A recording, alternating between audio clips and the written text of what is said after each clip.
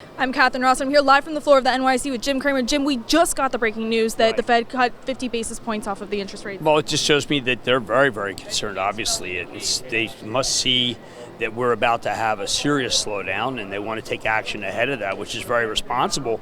But it's also a sign that those who felt that this was not a serious situation, that it could really not slow the economy, are just dead wrong. Look, a rate cut's positive for stocks. It's just positive for certain stocks more than other stocks. And I've always felt that what's happened, we got too ETF'd, and now there's individual stocks that rally.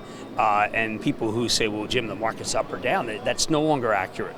The weak stocks are going up, not the strong. The companies that are counter-cyclical. And that's because do you really want to own a bank when rates are going low like this, since you had already factored in that they would make a little bit more, and now you take that away. So at JP Morgan can go down a lot, but at Kimberly can go up. So it's disconcerting. In the end, rate cuts are good for stocks, but it is disconcerting to think about how bad it must be. So let's look at the markets overall. I mean, we saw the Dow surge over 350 points after we got the news, and now it's down 164 points. These joker futures, guys. I mean, we got to just understand that we could rally as much as 200 points just on a bit of something, whatever it takes.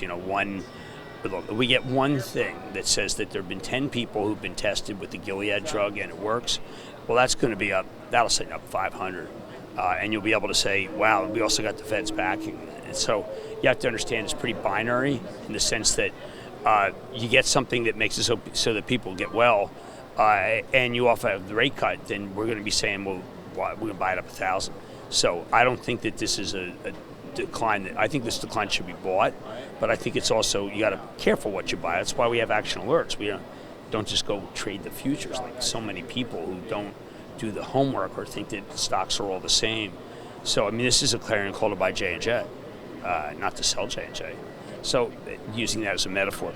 And I think that the people who belong to the club recognize that this is a Coca-Cola moment, not a Caterpillar moment, and that's really important.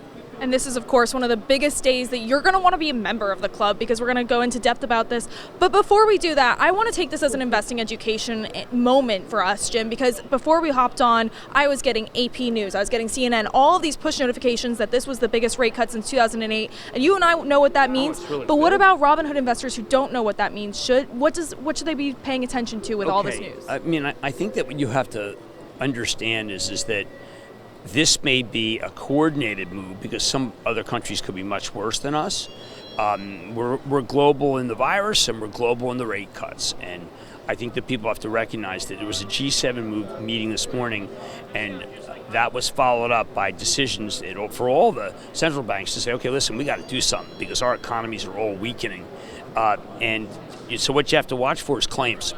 You have to watch the claims on Thursday, see if there was a big spike. I also think that if you're President Trump, you're grateful, but what you really have to do is come up with something. Just offer that $100 million, like I've been saying. Offer the $100 million. That's far more important than a rate cut. And I'm glad to see Jay Powell getting in tune with what the market is saying you should do. But I don't think people realize that this is a bad time for the economy. I mean, much worse than I think a lot of people realize.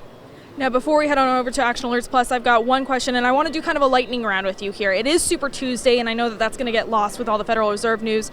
But what will Dow futures do if Bernie Sanders wins? Well, tonight, I think it's hard to call because there'll be a lot of people who think that he's going to lose big to Trump, and that it could be a quartet. It could be the House, the Senate, the White House, and all those federal judges.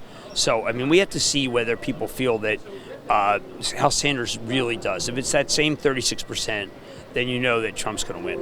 And what about Biden? Biden's going to be more difficult. If the party rallies behind Biden and the economy gets as soft as the Fed thinks it is, then that's going to be a real horse race.